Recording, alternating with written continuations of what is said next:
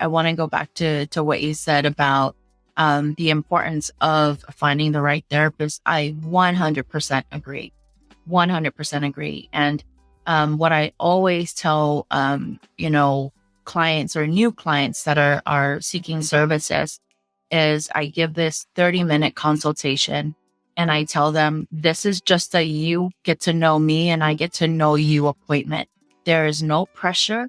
Even after you talking to me for 30 minutes today and you feel like, oh man, Sala just talks way too much. I don't think I'm going to connect with her. I don't think I'm going to get a word in because like Sala just talks way too much, like even if that's how you feel after, that is absolutely fine.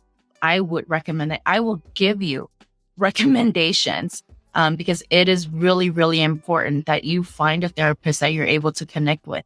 And we get a lot of people that are like, that, they don't even know that it's like, it's okay to shop